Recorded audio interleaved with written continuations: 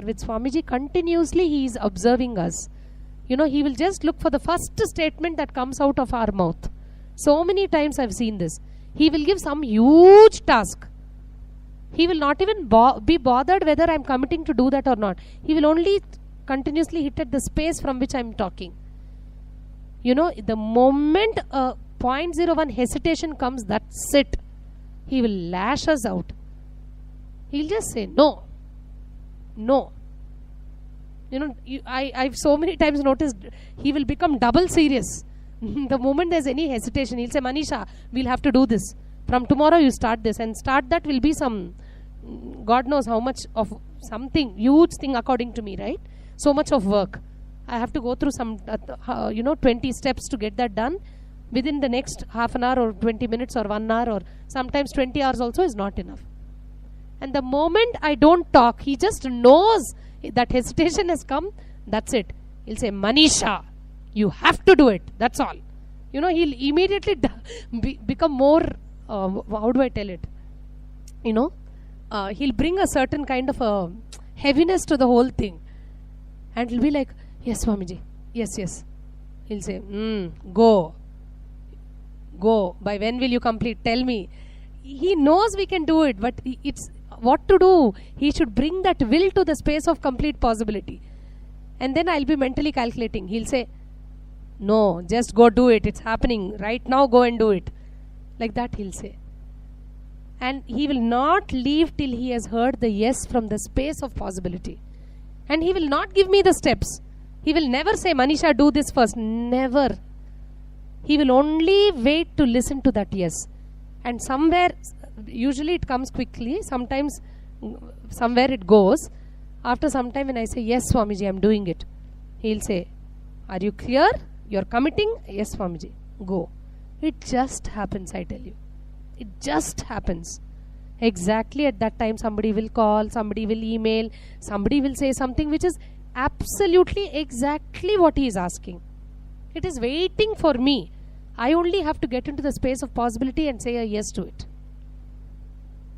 And I tell you, this has not happened once, it has happened so many times with so many of us. Seemingly impossible tasks. So all we need to really see is our every single thought which expresses as a word outside of you, which happens as a thought inside of you, everything should be on the same line called what is possible now. Not about a reason why it is not possible, which usually we get stuck inside of. Are you guys getting this? Are you guys understanding this? And for this, you'll have to, Sarvashri's question, how do you know when your completions are done? I will know the completions are done just based on how much I can resonate. The degree to which I can live in the space of possibility is the degree to which I am complete with everything in my life. Because what tells me it is not possible, or the reasons or apprehensions that tell me something is not possible, are coming from where? Anatma? From where are they coming? Reason that stops me from living in possibility is coming from where? From a past experience. From some past experience which has been incomplete for me and which is holding my neck, will never allow me to get into possibility in this moment. So Sarvashri, directly by knowing that I am moving in the space of possibility 100%, I know I am complete with life 100%. Period. Over. That's all. That's all is there. So if you are not there fully, you will know, obviously, isn't it? When you have a doubt in your mind, when you have reasons in your head, already you will feel low. That moment, no. Some past is sitting in you right now and it is ruling the show for you, and therefore there is some incompletion where you are.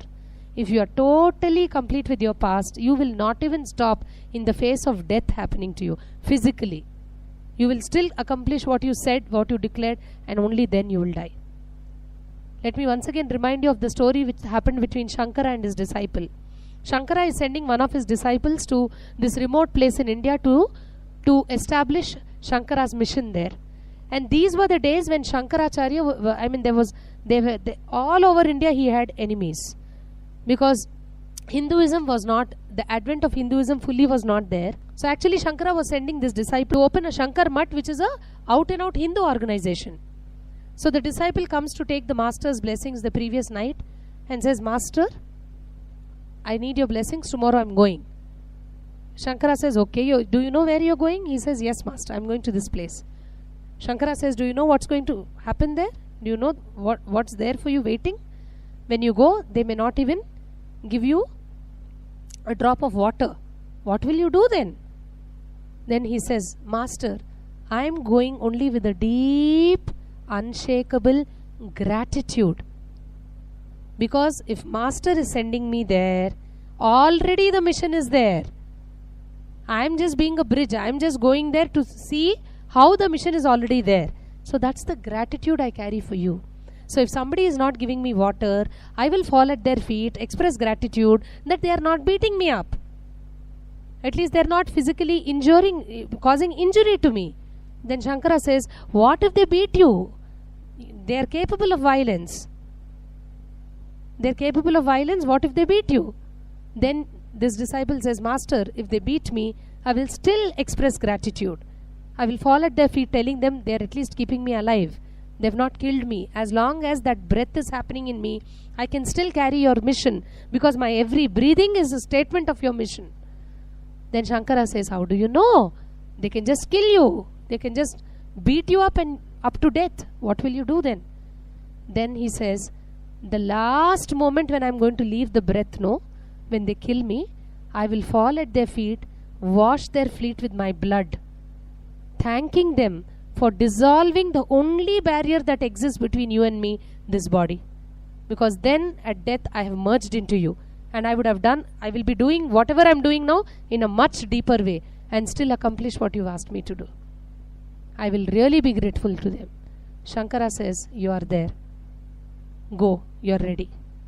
And obviously he had just 4 disciples, and they went ahead and they were the founders of thousands of Shankara's mission, the Shankar Mats. That is the space of possibility. The space of possibility which doesn't allow you to die in any situation. Whether you're put in a desert, whether you're put in an ocean, whether you're in the Pacific, whether you're in the Sahara, there's not a drop of water around you, or there's an ocean of water around you. Either ways you're drowning, you will stand up, because you are possibility. You are just standing up because you are the possibility of what? Of Swamiji's energy happening through you.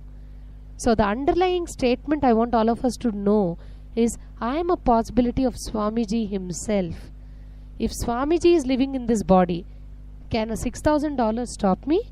Can 21 days stop me? Can a wife, husband, child stop me? You know the answer. Swamiji is the one who stands in making the impossible possible continuously in life, in his life. Every single day he makes at least one impossible into possible. Because he is saying, which he said the other day, impossible becomes possible when you say, I am possible. You just need to separate the I am from the impossible word. You have to take out the first 2 letters. So impossible becomes I am possible. And that's what Swamiji continuously teaches us. So I wanted to remind once again with all of us, share and ask you to practice this on whatever you're dealing with continuously. One time it may not happen. Don't give up.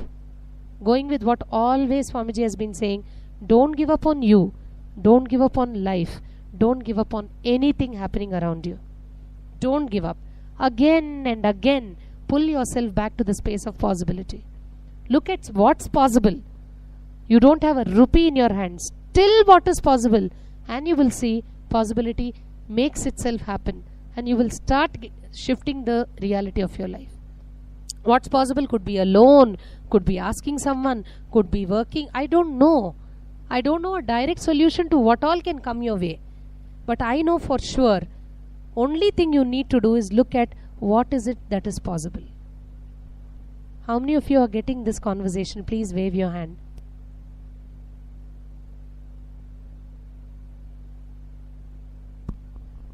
Are you guys clear on what? Do you think this has made a difference? Whatever little, we spoke very little today, by the way. But I tell you, whatever I spoke is straight out, hot from the shelf. Because I live this every single day with Swamiji. Every single day.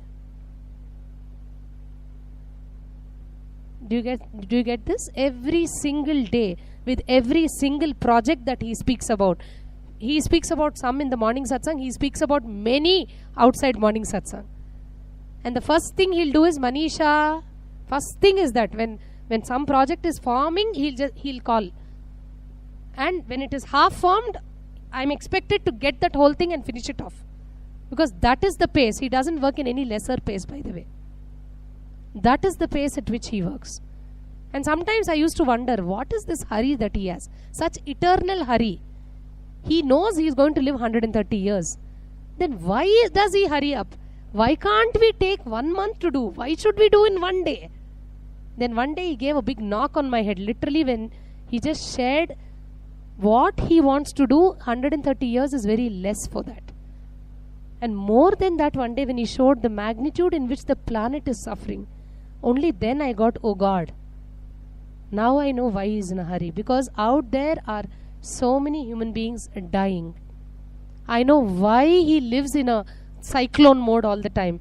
Because every 1 minute I get to delay something, some lakhs of lives are dying. People are suffering. People are getting again and again into the life and death cycle. They're getting into, forget the mystical things, in the practical realm of the materialistic world itself, getting into drugs, getting into abuse, getting into violence, getting into God knows so many things. And I know that is why he's in a hurry. Not because he needs it. Obviously he's crossed everything. Not because he needs it, but because he knows the world needs it. So this is what I wanted to share directly from my practical experience with Swamiji. Living around him for the little time that I've lived, what I learned is immensely huge. He never allows me to slip into a space called impossible. Continuously he only shares, and his life is an example of that. His life is an example of what is possible. He's an embodiment of possibility. And this is what I learned. This is what works in my life. So many things happen inside of this. I want to share what you're dealing with is not big at all. Whether it is a $6,000 or it's only 2-3 things you'll have. $6,000, 21 days, and a wife or a husband who's not allowing you. Top 3 things. Only then you may have other small things. But I tell you, they're easily shiftable, easily movable. Only thing you need to get is from within, inside out, vibrate with what is possible. If you can do that, I tell you, you have won the game. And once again, let me remind you before we sign off for today, Swamiji has personally blessed. And he's done this in Kala Bhairava Darshan when I asked, as he sat down from the Darshan today, we had Kala Bhairava. I asked him, when he was still in the Kala Bhairava thing only today, throughout the Darshan, he was in that space. I told him that a lot of people are coming for this webinar, Swamiji, I want blessings. He said, it will just happen. Whoever comes, they will just be enriched. Take my word, it's happening. And he again shared this with the Enriching Temple team also, that whoever is watching this seminar today will complete the inner awakening May celebrations successfully, completely. Swamiji has said it, it's happening, I tell you. All you need to do is just take one step, and I promise you, you will see 10 steps going on their own. You take that one step, Swamiji will insert wheels. You can't stop then, you'll be just running. You won't be able to stop, because that's the energy he pushes into you. He just pushes energy, I tell you. You just have to take that one step. That if you take confidently, I tell you, 10,000 steps become a matter of like this. With ease it happens. I am a biggest example of that. I am a person who used to sleep 8 to 10 hours a day, who used to eat some 5 meals a day, especially with pickle and rice. Now if it has become no meals, if it has become like 2 hours a day average sleep, past many months, 2 hours, 3 hours, it always hovers between 2 and 4 hours, less than 4 hours, continuously, and I am alive. I have not gone mad. I always used to think people will go mad if they don't sleep. I know I have not gone mad. And if it's his energy. He just, so much he puts You just need to put that one step. With this, I think this webinar comes to an end. We'll definitely meet again. We are planning to have a series of these sessions, because there is so much which Swamiji gives us, which is not even given in the morning satsang. At least through these platforms, we have an opportunity to share that with the whole world, with all of you. We have an opportunity to relive those beautiful teachings and experiences we have with Swamiji. And this is a beautiful platform for all of us to move together in synergy, move up with the energy Swamiji is putting, and raise and fulfill Swamiji's Anyakara about each one of us. Alright, so with that we'll end the session with the Purna Mantra. Om Purnamada Purnamidam Purnat Purnamudachyate Purnasya Purnamadaya Purnamevavasishyate. Om Shanti Shanti Shanti. Hari Om Tat Sat. Sarvam Satguru Padukarpana Mastu. Om Nityanandam